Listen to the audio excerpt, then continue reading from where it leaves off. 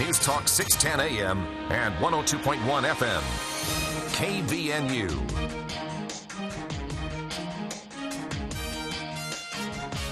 KVNU News Time is 4:05. I'm Bill Walter with this news update brought to you by Northern Steel Buildings. Utah Department of Health statistics issued today show that 1,250 new COVID-positive cases since Monday have been reported. School-aged children account for 242 of today's announced cases, about 19% of the total cases. There have been 554,311 coronavirus cases since the start of the pandemic.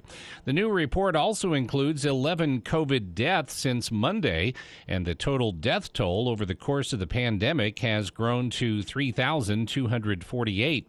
More than 7,000 Utahns were tested since Monday, which means more than 3.7 million people have been tested in Utah, and more than 6.7 million total tests have been administered over the last 20 months. In northern Utah, 52 new COVID cases were reported, and the district's total case count grew to 30,803. Currently, there are 29,239 considered to be recovered.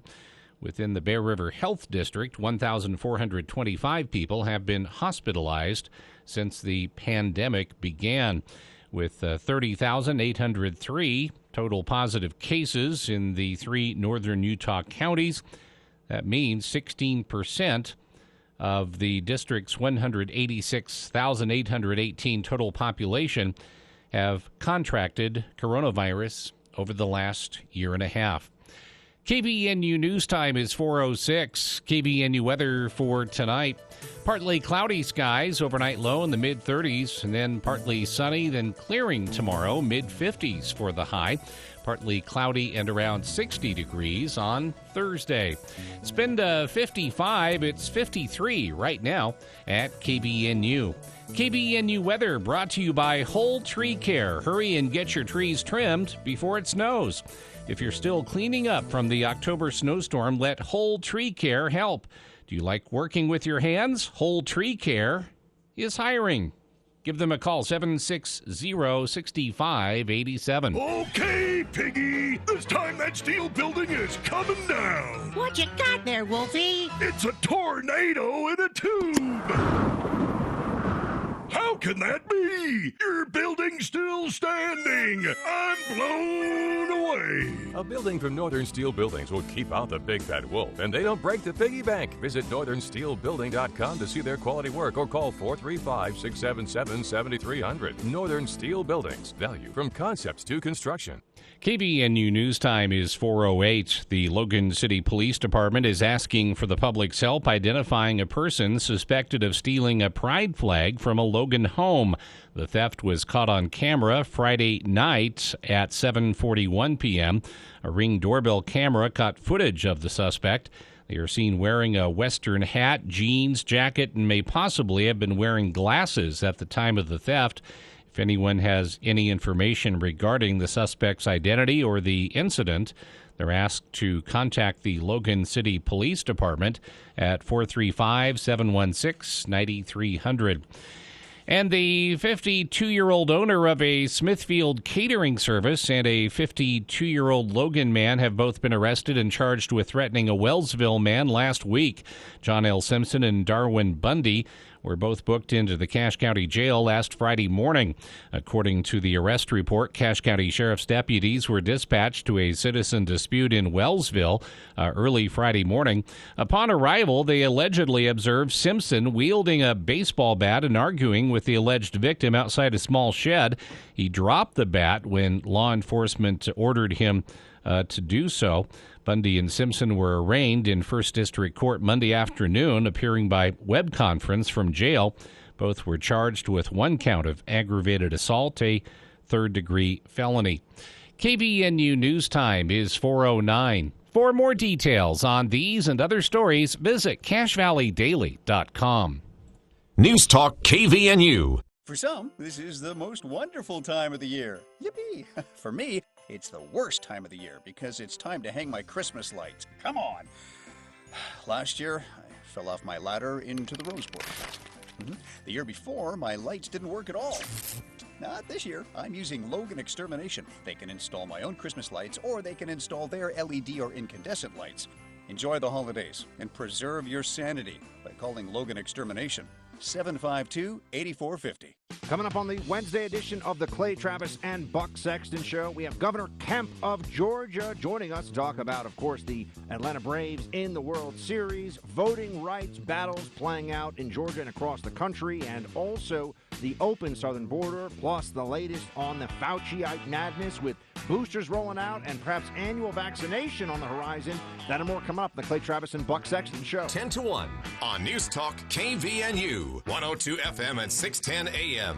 If you think it's expensive to hire a professional, just wait until you hire an amateur. Why the heck is the roof leaking? Larry, you said you got it fixed. I thought it was fixed, Donna. Everything was fine until it started raining. Larry, that's the point of fixing the roof, is so we can actually live here when it's stormy outside. This is David with Roof Rescue. Our experienced roofing team is tried and true and will fix your roof guaranteed. Visit roofrescueusa.com to schedule your free roof inspection. Roof Rescue, providing watertight peace of mind.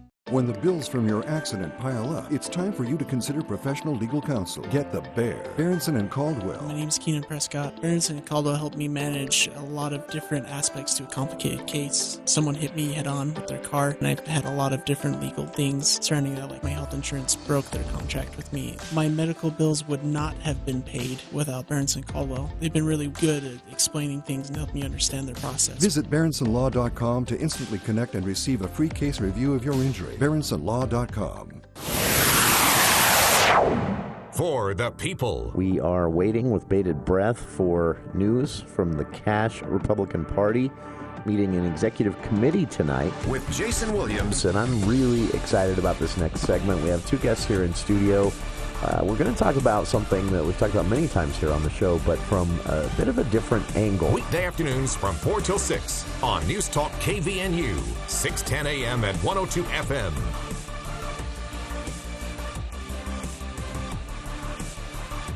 Welcome to KVNU's For the People, hour one of today's show, Tuesday, November 2nd. I'm Jason Williams, Bill Walter here in the studio as well, and we're kicking off the show today with, here in hour one, a very special guest joining us to talk about one of the stories dominating the headlines the last week or so for various reasons, and an important issue, but not for the reasons that you'll usually hear people arguing about, redistricting.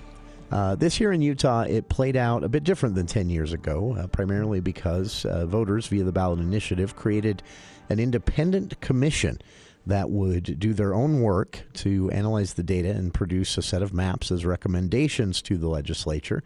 And then those recommendations would be considered by the legislative committee. So you have the independent commission and the legislative committee, and all of this probably wrapping up within the next week or maybe two here in Utah. And then it's done for 10 years. Redistricting, of course, a constitutional mandate. It must be done. And everyone likes to fight over what should be the most important thing. So joining us right now, hot off the heels of their big presentation yesterday to the Legislative Committee, we have with us former state senator and current Utah Independent Redistricting Commission member, Lyle Hillyard. I've had a really hard time with that committee thing. The commission is the independent, created via ballot initiative work, and then the committee is the official legislative committee. Correct. And, man, you guys have been working. How long now? You didn't get the data until months after it usually comes. Well, let me tell you, they announced the 1st of February who the 7 commissioners would be, and people need to understand how this commission was created. The legislative Republican leaders picked 2 Republicans and 1 independent. Okay. They picked myself and Rob Bishop as the Republicans, and then added Jeff Baker.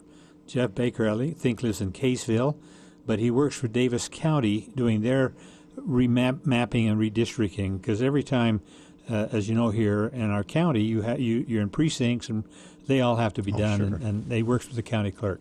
People forget it goes that far down locally. The Democratic leadership in the legislature appointed, first of all, Pat Jones, who had been a former state senator, and then Justice Christine Durham.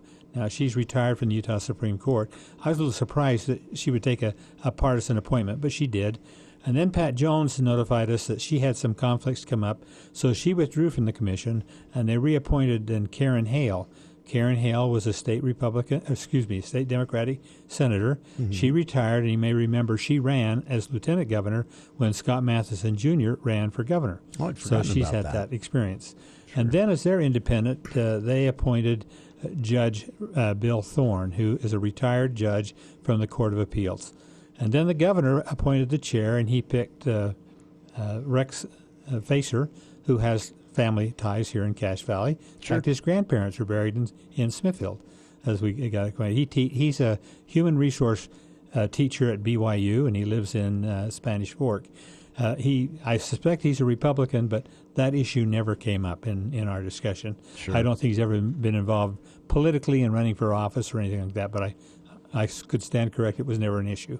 That's, this independent commission idea is interesting to me because the whole idea behind this is you put together a group of people who are not going to, bring any partisan party justification in for this map or that map. And then in the end, the discussion always comes down to that anyway, it seems like. But it's hard to say this commission did that when you guys... You recommended, the men and women on this commission, you recommended 12 maps? That's correct. 3 for each of the 4 areas we had to redistrict. Okay. And one of those that was interesting, it was interesting to me, came from I was going to say just an average Utah resident, but there's actually a University of Utah data analyst student, something like that submitted a map, and you guys, it matched with where you guys were headed. You liked it. Well, from all the maps he submitted, he must do this as a full-time job. He had a lot. But it does seem to be a bit of a hobby of his on Twitter. I'll tell you, quite frankly, I was really concerned about the maps we were looking, and my map that I created was different, was not accepted. The maps, before we accepted him, the other 2 maps, basically took Salt Lake County and made 2 big districts out of Salt Lake County. Okay. And you have to split Salt Lake County anyway because it's 1.1 million. Too many people. You can only have 817,904, and I know that number well. Up or down, 400 people. So it's really pretty tightly knit, and exactly how many people you can have in that district. How do we get that number? Is that an arbitrary number? You take the population in April 2020 and divide it by 4. Okay. That's where it comes from. All right. You divide it by 29, you divide it by 75, divide it by 15.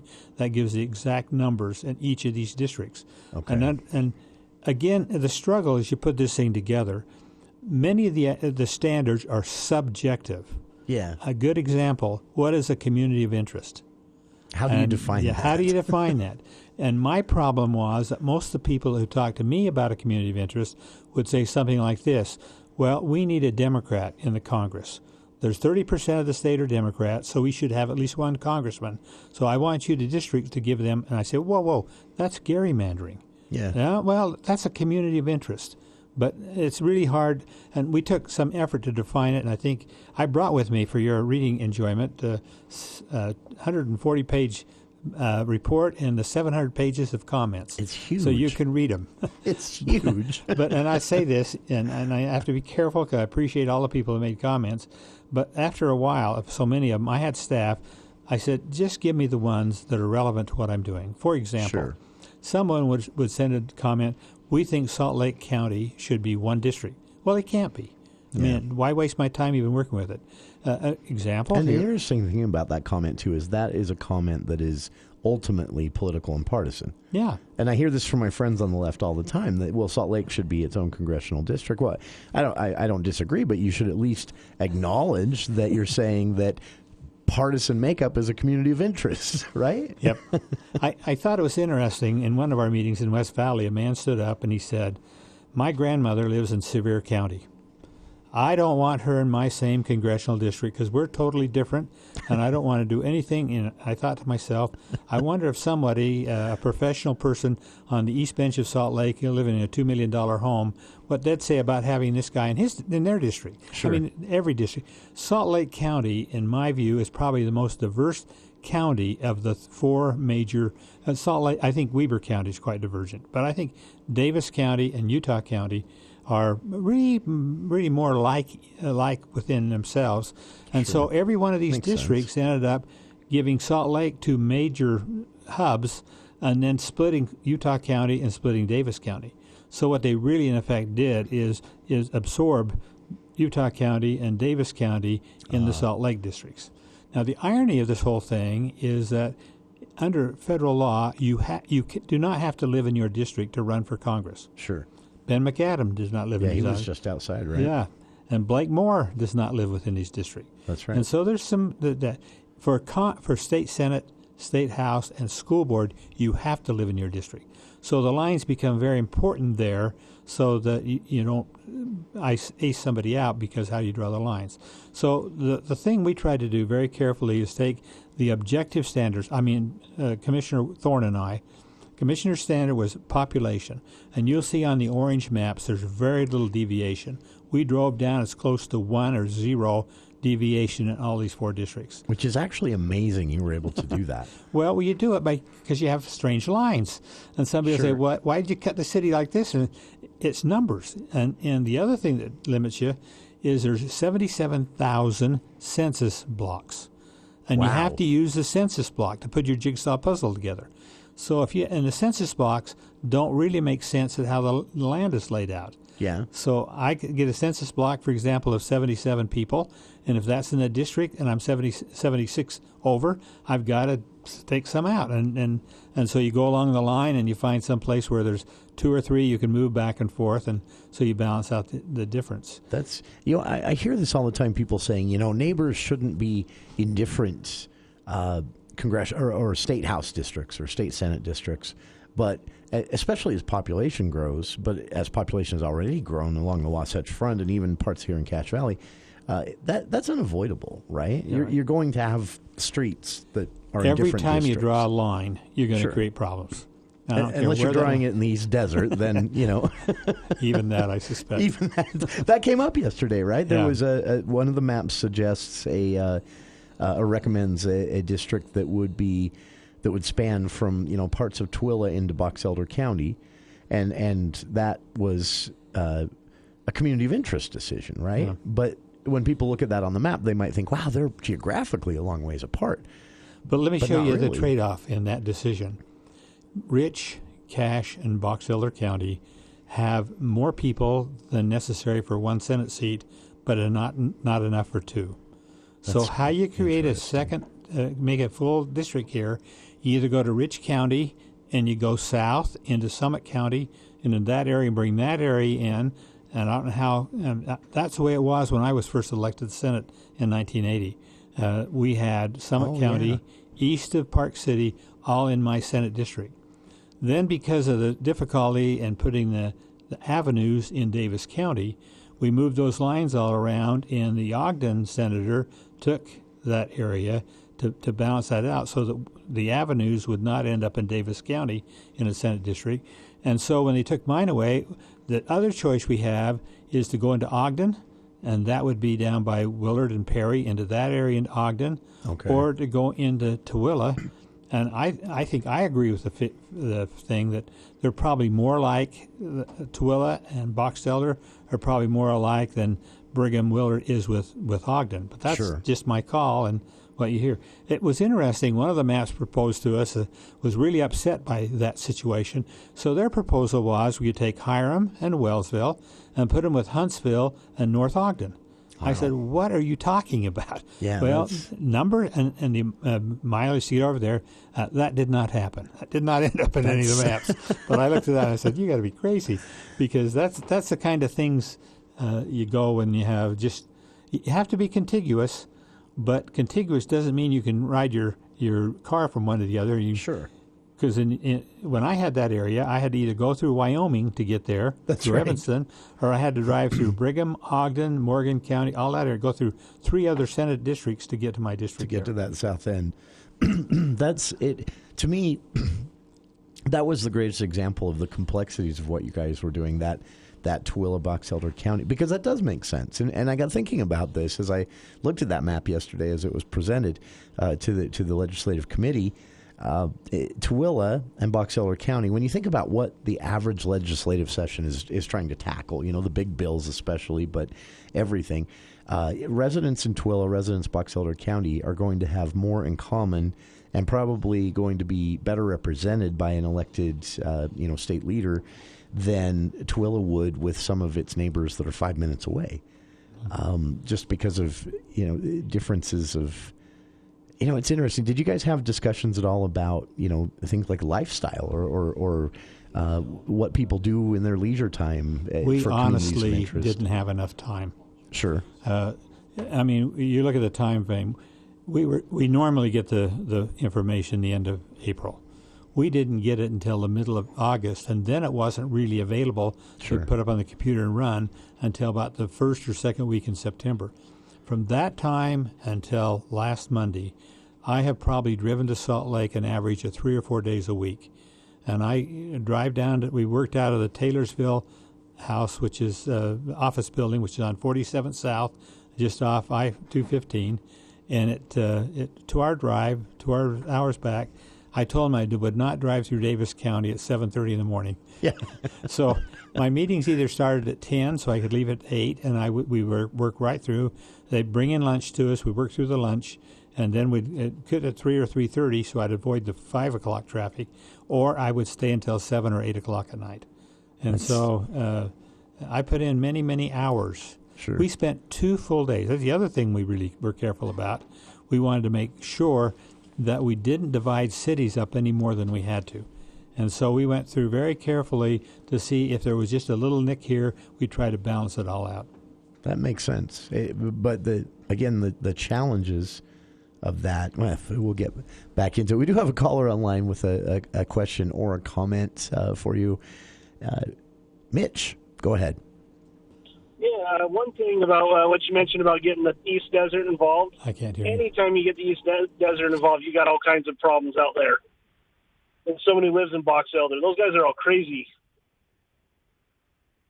You mean as far as communities of interest? I think the question is, you've got these. If you do have a district that includes, that East Desert portion with Box Elder and Tooele, there would be a big divergence maybe between people in Brigham City and people in the East Desert out there. How do you account for that, or is that unavoidable? Is it? I can take every district we created and show you conflicts within it. Sure. Quite frankly, how do you take the rancher in Rich County and put him with the business university professor at Utah State University? And that's why I really felt community of interest was not a major factor to me, because it was subjective and so conflicting. We would have people in our meetings, elected officials actually, stand up and say, I think you ought to do this. This is our community of interest. And the next one stands up and says, he's wrong. That's not our community of interest. This is our community of interest. And so that's why, with a short time frame we had, we looked at population, because you can count that. That's objective. We could look at city and county boundaries. That's objective. You can do that. We made sure they were contiguous. We could do that. For school districts, we try to put school districts all under one elected member of the board. You can't do it because, for example, Utah County has 3 school districts. Alpine on the north, Nebo on the south are both bigger than one elected school board member. And so then we got down to trying to figure out where were the feeder schools for the school. It's kind of easy if you go to Mountain Crest, you can see where the schools come from. But boy, you get down to Utah Valley and you try to figure out which are the feeder schools for Orem High School and for Mountain View and for Timpanogos. And I can't even imagine. We didn't have that information available to us. That's a great question, Mitch, and it does get to the complexities of this and how almost impossible it is to meet the preferred demands of everyone. setting some standards for this. Did you, as you and the rest of the panel went through all of this, knowing Cache Valley the way you do, having served in the legislature here for multiple decades, were there changes that as you went through the data you thought, well, maybe this should be a little different, maybe that should be a little different in Cache Valley's maps? Again, one of the things we tried to do very hard, Summit County is a strange animal. It's about 43,000. About 43,000. It's about 1,000 more than needed for a house district. So first of all, if you create a house district there, you have to decide what 1,000 people get moved out of the county to go into another district. That's interesting. Then we took the position, this is we had our meeting in Heber City. The mayor of Park City said, Park City is different than the east part of Summit County. Do not put us together. We want to be joined to Salt Lake. And so I looked at that, and we looked at that, and the easiest way would be, okay, you take Park City apart, you go down through Alta and into the mouth of the canyon that feeds into Alta, and that's all kind of ski area. Sure. Boy, I got my head taken off. That's not the way we want to go. Really? So I can see that would make sense, though. But if you take Summit County together, because somebody else stood up and said, no, we have people in Colville and these places all work. If we put that all in one house district, then now what do you do with Rich County? Historically, they ended up with Rich County in there. If you take Rich County separately, it's, I'm going to guess, 1,800 people. You got to have 43,000, Then we move Rich County over into Cache County. And when you start doing that, moving them into Cache County, then you bump the population over in Box Elder County, and then you mean Box Elder County has to pick up more either Weber County or the Tooele area. And so or you put them with Morgan, and that doesn't create a district. So then Morgan has to get more into Weber County, and it ended up with that basic the proposal that the best we could come out with was all of Rich County with mainly the north part of Cache County and part of Logan. And I said, you're not going to do that. And so that map never saw the light of day. But we struggled with them and tried to do them. There were two areas that we felt from our hearings that we wanted to help and we couldn't. When we couldn't. When you look at Uinta Basin, you look at Daggett County, and you take Uinta County, the vernal area, you're about 38,000 people. So you're about 5,000 short of having a house district. Now, you can't go east and you can't go north. Oh, yeah. You have to go south or west to put your district together. If you go south, you go over the Book Cliffs into Moab. I don't think Moab and Vernal are very much alike. No. Not as far as communities of interest, no matter how you're defining communities of interest. So the only choice we really had is to go into Roosevelt. Now, Roosevelt really wanted to be its own district because historically it has been, but with the growth in population elsewhere. So now Duchesne County 10 years ago was divided into 3 house districts. And we really wanted to make that down to 2 and hopefully make Roosevelt the seat of that, because Roosevelt would be big enough to justify, but we couldn't do it. And so we ended up there. Price will be involved with them. Wasatch County will be involved with them. I say it's really easy to do one. Yeah. When you have to do 2, it gets a little bit harder. And when you get down, especially 75, it's horrible. I can't imagine. I played with one of the online tools just for fun, and I noticed I made a tiny little change to a house district here in Cache Valley. I think I took Representative Dan Johnson's district, and I made it a little bit smaller or larger, I don't remember. And I watched out to the west in Box Elder County how all of a sudden there was this big balloon, and it was this tiny shift over here that then led to having to compensate over in Box Elder County. And suddenly you had this district that was, and so I thought about trying to do that along the Wasatch Front, where you have these communities that are literally jigsawed together. Especially you get Lehigh and Alpine and American Fork and, oh my gosh, so Saratoga Springs, Eagle Mountain, and how they all tie in together. Sure. Let me just share one that, as we're working, one of the things that bothered me most about the congressional maps. Now let me explain this, because there was a lot of publicity and a lot of people didn't understand it. Yeah. If you take the 4 counties, the main urban counties in Utah, you take Weber County, Davis, Salt Lake, and Utah. That probably represents 75 to 80% of the population. And where everything's driven by population, There's no way you can do a district without involving them. My argument always was that you needed to have some rural in each of these urban. For example, if we took Utah County and part of Salt Lake County, all of Salt Lake County, then Salt Lake County and part of Davis County and Weber County to make 3 districts there, the 4th district would be all around the state. And go look at the map. Like a big horseshoe. Oh, yeah. Basically. Oh, it'd be circle. And all the way around. I said in one of our meetings, I dare you to get Grouse Creek and get on a car and drive to Lake Town and then drive to Monticello. Drive to Manila, then drive down to Blanding, and then drive over to St. George, and then drive back to Grouse Creek. And don't leave the state of Utah and see how long it takes you. That's an impossible route if you think of the roads down there.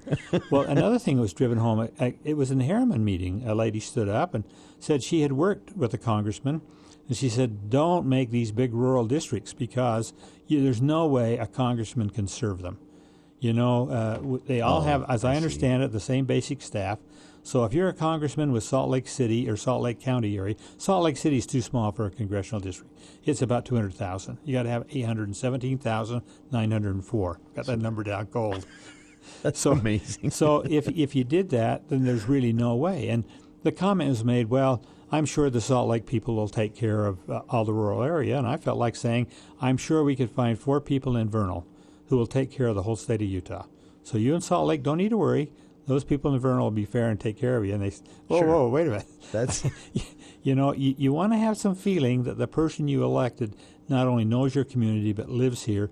And again, you don't have to live here, but that's I think a telling point when people vote in elections. Sure. So that was one. Duchesne County we didn't solve. The other one I found interesting is in the redistricting 10 years ago, the city of Clearfield was divided in 4 ways. Yeah. There's never been a person from Clearfield elected to the legislature. Interesting. And so we tried to at least make that down to 3 and hopefully 2. But again, let me tell you, I think we would be doing a grave injustice to the state of Utah if the legislature were to take any one of these 4 maps each year and just simply pass it. Without discussion. Without refining it.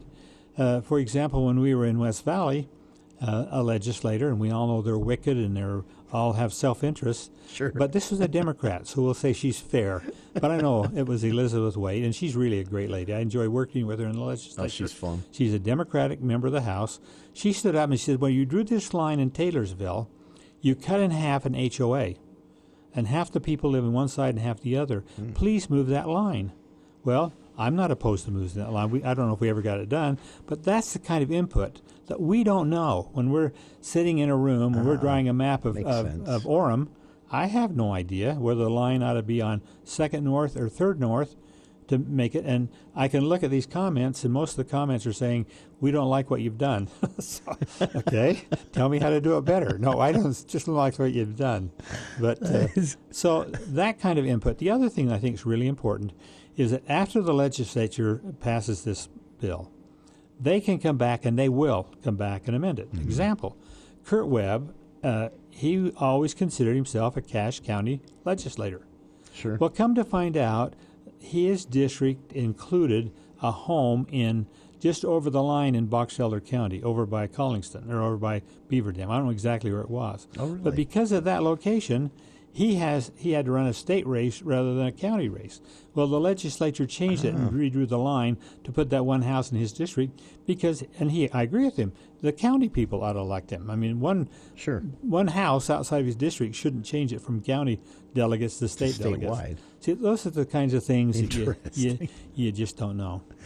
A fascinating look at all this, and I hope everybody's getting the point of all this. It's impossible, it's complex, and yet this commission did the work they were asked to do, and submitted recommendations yesterday to the legislative committee, who take it from here. And you can see all this, by the way, at you'll see UIRC.utah.gov. You can download the maps recommended yesterday and more. And we'll keep the conversation going with our guest here in studio, former state senator, current UIRC Redistricting Commission member, Lyle Hillyard in the studio. 753-5868 if you have a question. First, though, a quick look at the news with KVNU's Bill Walter. Thank you, Jason. KVNU News Time is 4:39. The news is brought to you by Adams Wealth Advisors. The Navajo Nation on Monday reported 34 more COVID-19 cases, but no coronavirus deaths for the 21st time in the past 33 days. The latest numbers pushed the tribe's totals to 36,867 confirmed cases from the virus since the pandemic began more than a year ago. The known death toll remains at 1,487. Based on cases from October 15th through 28th, the Navajo Department of Health issued an advisory for 58 communities due to uncontrolled spread of COVID-19. The tribe's reservation is the country's largest at 27,000 square miles and covers parts of Utah, Arizona, and New Mexico. A Utah prosecutor has established a new unit dedicated to reviewing cases for possible wrongful convictions. The Salt Lake Tribune reports the panel established by Davis County Attorney Troy Rawlings differs from many others by including criminal justice reform advocates. He says he wants people who are passionate about the criminal justice system and getting it right. It also includes lawyers, a former sheriff, and 2 people who work in higher education. People convicted of felonies can apply for review based on verifiable evidence or new testing technologies. Similar panels exist in Salt Lake, Summit, and Utah counties. And jurors are deliberating in the trial of a former long-shot Idaho gubernatorial candidate charged with murder in the death of a 12-year-old Colorado girl who disappeared back in 1984. Suspect Steve Pankey was a neighbor of Janelle Matthews and her family when she vanished after being dropped off at her empty home by a family friend after performing at a Christmas concert. He emerged as a person of interest in the case 3 decades later after claiming to have information about what happened to her and asking for immunity. Pankey's lawyer said he's a paranoid true crime junkie, but not a killer. KVNU News Time is 4:41. Adams Wealth Advisors is the gold winner for financial planning in the Best of Northern Utah competition. Thank you for your vote. Putting clients first under any circumstance will bring peace of mind when working with Adams Wealth Advisors. This is Craig Adams. At Adams Wealth Advisors, we are here to help you receive peace of mind whether you've done a lot of planning or a little planning. Count on our team at Adams Wealth Advisors for honesty, professionalism, and integrity. Visit adamswealthadvisors.com or call 752-1702 to schedule a time with an advisor today. Please see adamswealthadvisors.com for more information on these recent awards. KVNU weather for tonight, partly cloudy skies, overnight low in the mid-30s, partly cloudy then clearing, mid-50s tomorrow, partly cloudy around 60 degrees on Thursday. It's been to 55, it's 53 right now at KVNU. KVNU weather brought to you by Cache Valley Hearing and Audiology. Turn life up. Schedule a free hearing evaluation with Dr. Paul Daines at Cache Valley Hearing and Audiology at cachehearing.com. That's cachehearing.com. For more details on these and other stories, visit cachevalleydaily.com. Let's check Wall Street now with Edward Jones. Senior Branch Office Administrator Monique Benson bringing you the daily financial market report for November 2nd on behalf of financial advisor Daryl Arnell and Edward Jones. After a strong rally through October, markets exhibited a wait-and-see approach ahead of this week's big events, which are the Fed meeting on Wednesday and the October employment report on Friday. The real estate, healthcare, and consumer staple sectors were among the leaders today. Equities closed higher today, and the Dow Jones was up 139 points at 36,053. The NASDAQ closed up 54 points at 15,650, and the S&P 500 closed up 17 points, 4,631. In the bond market, 10-year Treasury yields are trending at 1.54% lower. In stocks of local interest, Home Depot was up 81 cents to $367.29. Lowe's Companies was up $1.28 to $233.03. Nucor was down $2 to $107.22. PepsiCo was up $1.48 to $162.74. R.R. Donnelley & Sons was up 9 cents to $6.60. Thermo Fisher was up $1.10 to $636.20. Walmart was down 7 cents to $149.72. Science Bank was down 26 cents to $63.93, and Northrop Grumman was down $1.65 to $353.20. In the commodity markets, the price of crude oil was down 54 cents to $83.51, and the spot price of gold was down $7 to $1,789.20. This has been today's financial market report, brought to you on behalf of Edward Jones, member SIPC, and financial advisor Daryl Arnell, serving individual investors with personalized attention and financial advice with offices in Providence, Logan, and Smithfield. Daily commentary is also available on our website at edwardjones.com.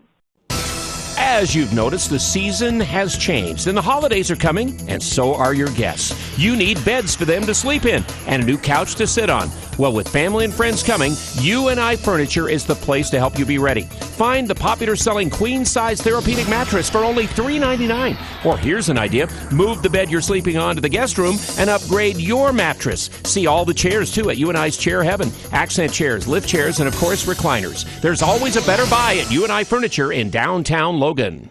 Hi, this is Gordon Deal. Wednesday on This Morning, America's First News, a recap plus analysis of all the closely watched elections and ballot questions around the country. Does this offer hints about next year's midterms? Also, young investors are interested in cryptocurrency. Hear what professionals are saying about the risk and reward. And desperate strategies to secure the hottest holiday gifts. Wednesday on This Morning, America's First News. From 4 to 6 on News Talk KVNU, 610 AM and 102 FM. Your station for news and talk.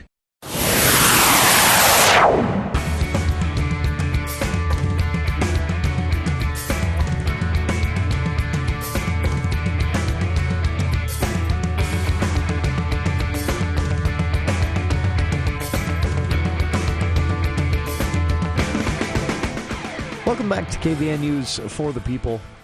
Here in the studio with us this hour, former State Senator Lyle Hillyard. He is a current member of the Utah Independent Redistricting Commission. This is a new body that was created by ballot initiative. Voters signed off on in 2018.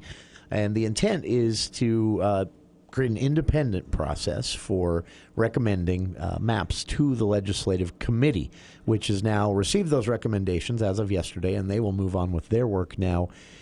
You'd mentioned this, that Lyle, that this commission had a lot more time and a lot more hours put in than the Legislative Committee would, but the Legislative Committee is going to have staff and then of course final say, right? That's their constitutional mandate. And a couple of weeks maybe they'll do this. Well, let me tell you the time frame. Normally we get it, the legislature gets the census information the end of April. We didn't get it until the middle of August, either group, and we couldn't really start going until the first week in September. They have to have in place what the new districts will be as law before January 1st. Now, unless they pass any bill unanimously, it can't take effect for 60 days. So they work very hard in getting unanimous passing of the bill. Now, once you get to Thanksgiving and you get into Christmas, normally the legislature does not meet in the month of December. That's to give the staff a chance to get going on all the bills they have to draft so that when the session starts, usually now the third week in January, we've got bills drafted and ready to go and people can look at them and handle it. If we take our staff, make them too busy during December, they can't get that done. Okay. So that's why I understand they're going to start the special session on a week from today, on the 9th. And I've never been on the redistricting committee. 4 times it's been redistrict while I've been in the legislature. How'd you get lucky that way? Several times I've been asked to be on it, and I said, no. I got better ways to spend my time this summer. But what I've always done is when they finished the map, looked at it. And for example, when they did it 10 years ago, when I looked at the map, I saw that they had divided Nibley. The south half of Nibley was in Senator Knutson's district. The north half was in mine. So I checked with Senator Knutson, I think called some people in Nibley, and we really ought to put Nibley in the same district. So we looked around where we could make some adjustments, and we found that if we took Mendon and Petersboro, and I think Benson, out of his district and put it in mine, then he could take the north part of Nibley, and that kept the boundaries and the populations all even. Makes so sense. that kind of tinkering around we do, but you have to. I always say, if you want to take something out or something in a district, tell me how I'm going to make up. How am I going to take care of the bubble that bursts on the other side? Interestingly, Jill Zollinger, the county clerk, called me and she said, Senator Hillyard, what do I do with the 5 families that live between Nibley and Mendon in the county? Whose district they go in? And I said, I don't even want to hear that. And she said, well, we have to be equal in numbers. I really don't care. I mean, I can go in either district. Sure. And I don't know how she finally did it, but she had to decide which of those families, because the count becomes really important thing. The objective measure, 1 man per 1 vote, and that's a United States Supreme Court decision. Sure. That's... So they're going very quickly. I expect they've been working, their staff. See, their staff are able all year long to go to every NCSL meeting. And my experience has been at every NCSL meeting, they have meetings for redistricting. Even though they only do it every 10 years, there's litigation probably going on now about the 2010. Sure. And so those litigation cases are all coming in. So when they start, they've got staff who really know what they're doing. They've done it before, all the equipment. We were absolutely no one. We had to find some attorneys, and then we went through some with potential conflicts and our conflicts, and then we had to get staff. Luckily, we were really fortunate to get a really great executive director, Gordon Haight. I think Rex Fasher was a great chair. We had a lot of volunteers. I know they had us stacked with BYU, and I said, wait a minute. We've got some good kids students at USU. So sure. I had them call staff, and they sent 2 students down. They were excellent, did a great job with us. That's very nice. But we get some involvement in doing all of that, but it's really a time crunch. And maybe I'm looking at myself too much as a legislator who's done a lot of legislation. I like to have legislation a lot cleaner than this stuff is that's going in. Yeah, because this was... Oh, it's so difficult. A messy process, yeah, right? And at the end of time, and it's just imagine, I mean, some people do this. I don't know how they do it. Drive to Salt Lake every day, work straight through, and then drive home. I usually leave at 8 in the morning and get home at 9 at night. And driving that road is not always a pleasant experience. No, yeah, at any time of day, usually it's not. But, as you talk about, you mentioned what would you change? And I'll tell you, first of all, I would change the makeup of the commission. I think all of us had some political background. I would do away with that. Even though I was very careful never to get any information that where people lived. And I think that's really important that our commission did not know where people live. I obviously know where 4 or 5 legislators live. And I never said that, never shared that in the meeting. Also, other thing, I know, for example, Liz Escamilla is a great state senator. Sure. She lives in the Rose Park area of Salt Lake. I don't know where her address is. And then when you start drawing lines, see, one of the challenges we had is North Salt Lake County lost 50,000 people in population. It needed. And it all went to the Riverton, the Harriman area. So the state Senate for Salt Lake County is going to remain the same, but the areas of senators in North Salt Lake, which is primarily Democratic senators, are going to have their areas expanded. Whether they end up crossing each other, they obviously will cross boundaries. Whether they end up in the same district, I have no idea, and I hope not. Those are senators that I've enjoyed working with, and although I disagree with them quite often, I certainly don't disagree with where they're coming from. They're really good people. And so, that's the type of thing that you really kind of wonder about. Try to avoid if possible. Yeah. And the other thing I'd change is I would make sure we started 2 years early so that our staff, everybody, and the commissioners had a chance to work the process. I would have a much better outreach program to determine community of interest. I say this, you have 104 legislators. They probably know the state individually better than anyone. And the argument is, well, they're all in self-interest. Maybe so. I don't think a lot, but maybe so. But they stand up for election. We don't. Sure. After last night, I can walk my That's right. my merry way, and if anybody complains about it, I can say tough. But if you're a legislator and you vote for any of these plans and it makes your district unhappy, and still, every one of these Senate districts, even though you try to balance out and give some rural there, they're going to be 75% urban. They're going to be 75% urban. It's just the way the state's when you include set up right now. Weber, Davis, Salt Lake, and Utah County. Oftentimes, the group only looked at Salt Lake. And I said, whoa, wait a minute. You can't. Utah County and Davis County are both smaller than Salt Lake. Salt Lake has to be split once. You don't have to split Davis or Weber or Utah County, and if you did, you really minimize their impact. And so, as they come forward and say, "Wait a minute," I think there's probably more commonality in the Davis County residents and the Utah County residents than there certainly is in the Salt Lake when you look at the diversity that Salt Lake County has. And that was why former Congressman Rob Bishop left, right? Right. He felt the commission was too slanted towards Salt Lake and was not giving due consideration to the rest of the state. And I say, go look at our maps, the congressional maps. I think the orange one, and I think the other is a purple one, and look at the rural area and ask yourself, do you really think you could get from and service those people? I have a good friend who grew up in Tokerville. He lived here in Logan. And he said, growing up in high school, it would have been easier for my football team to go to California to play than to go to Moab. Now, it's a little bit easier now because we have I-70. Sure. But you don't get from Blanding to St. George unless you go through Arizona or you fly. Or you go all the way up and go through Price and that area through. So that's it.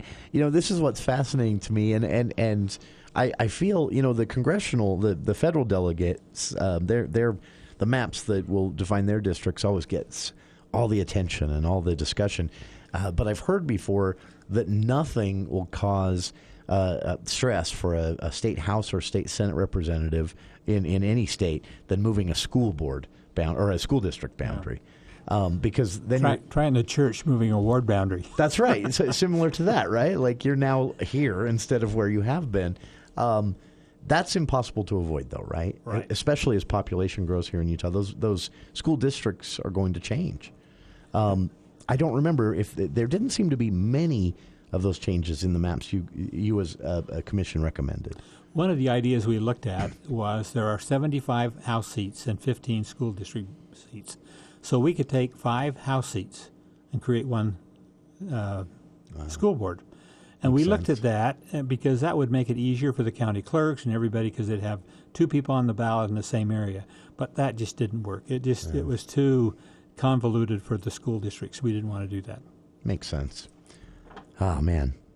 Our guest again, Utah Independent Redistricting Commission member, former state senator Lyle Hillyard here in studio.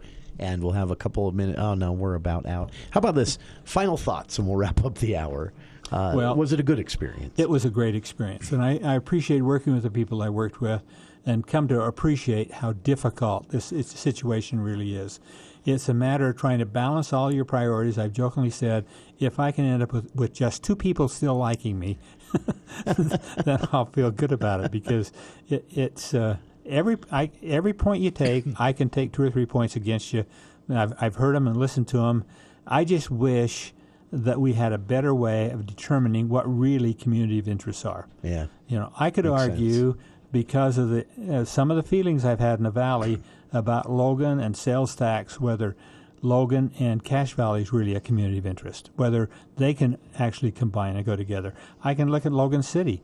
What about the Hillcrest area where I live? Is that really a community of interest with the island or with the west part of town? There's those community interests you draw, and you just have to hope that you don't cut too many that really have a difference. And we're fortunate here in Cache Valley. It's always been, while I was serving, and I think it's still the case, it didn't matter who called. If somebody from Hiram called me, I tried to do what I could for them.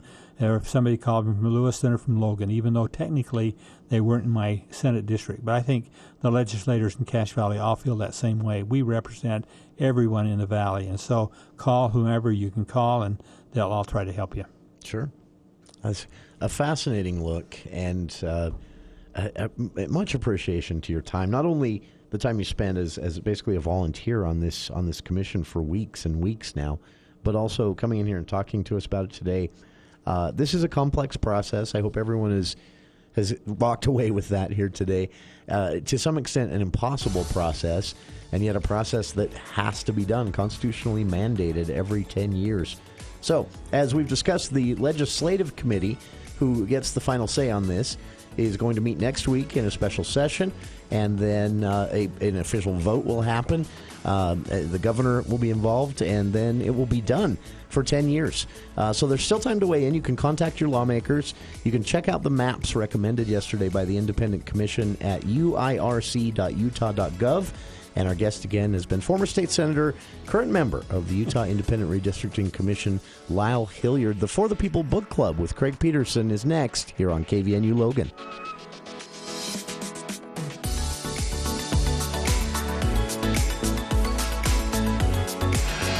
Following the big stories, News Talk KVNU, Logan. Proud to be locally owned and operated by the Cache Valley Media Group.